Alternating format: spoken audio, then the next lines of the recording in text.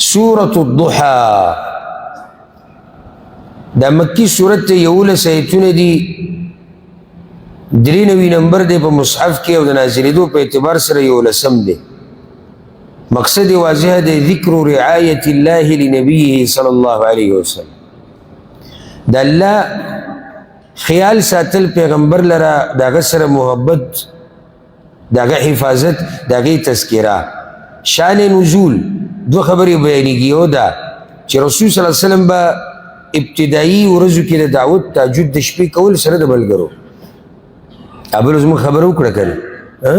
او دا څه وپاوله کې واجب یو څو ورځې تهجد یې ونه کړو بیمار نو دغې ووی ام جمیل چې دا د ابولهب د ابوجهل ښځه وه ودعه شیطانه هغه شیطان پرېښودی دی چې و پې کېناستو په ده به وایي شیطان راتو. دغه شان دویمه قصه دا ذکر کېږي چې د رسول صلی الله علیه وسلم نه تپوس شوی د اصحاب کهف د واقعې په باره کې د روح په باره کې. نو هغوی زه به جواب درکوم انشاءالله یې ونه وي 14-15 ورځې وحي بنده وه. سورت الاسراء کې ما دا خبره ذکر کړې. دا وخت داسې زر تېر شي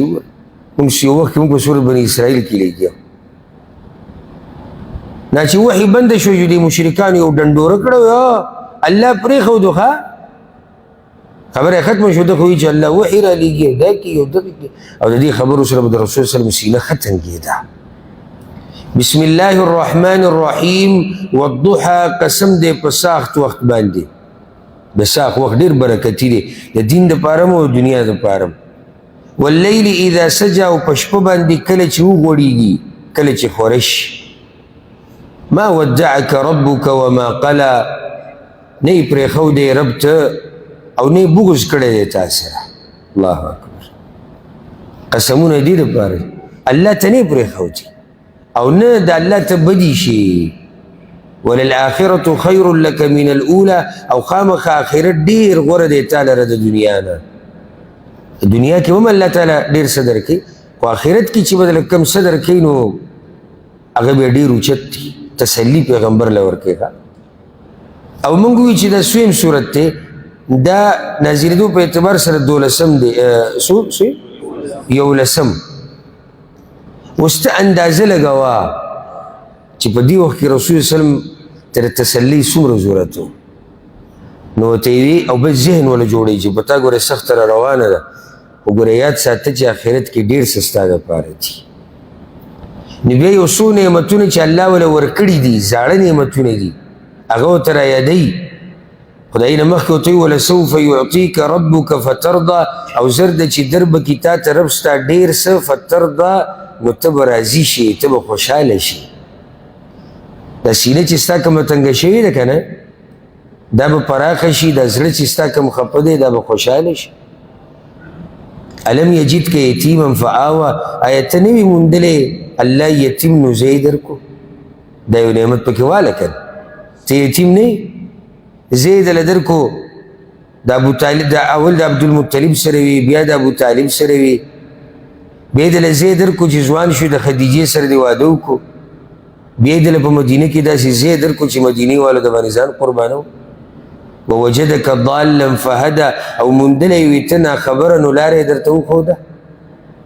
ناخبره وي ته د ایمان د تفصیل نه د کتاب نه د قرآن نه الله درته دا هر څه وښوو نو دې نعمت ته ته وګوره دا رب تا پرېږدي مطلب دا دی. ووجدک عائلا فاغنى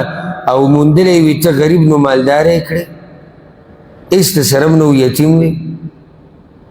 تره تیم مړ شو او د پلار نه ګورې رسول صلی الله علیه وسلم ته یو څو اوښان پاتې شي او یو وینځه ډېر څه نه وګورئ الله مالدار کړو نو شروع د خدیجې د مال نه وشوه او د هغه ځینې بیا سلسله او بیا چې الله کومه ملګري هغه له ورکړي مال څه چې هغوی کې سرونه قربانوي نو چې دومره احسانات د سره الله کړي دي. فاما الیتیم فلا تقهر بس هر چې یتیم دی نو غوسه ورته مه کوه ته هم یتیم پاتې شوی یتیم ته غوسه مه کوه. واما السائل فلا تنهر او هر چې سوالګر دی نو مه یې رټه. الله اکبر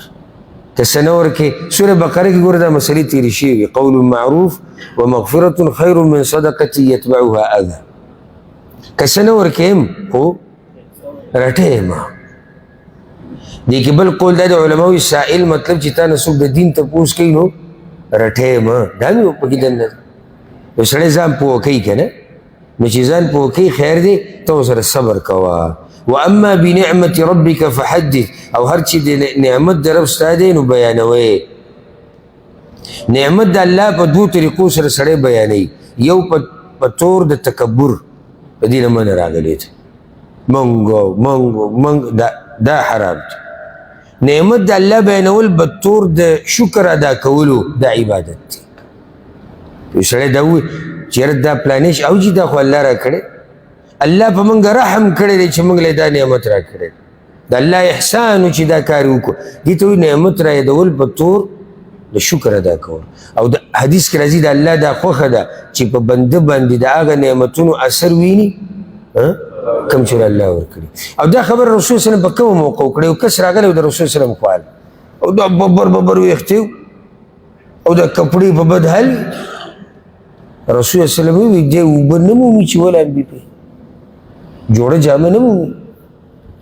رسول صلی الله علیه وسلم څنګه وایي نه یا رسول الله زموږ خو ګړي دي زموږ بیزي دي زموږ دا دي زموږ یعنې مطلب مالي حالت نو بیا وایي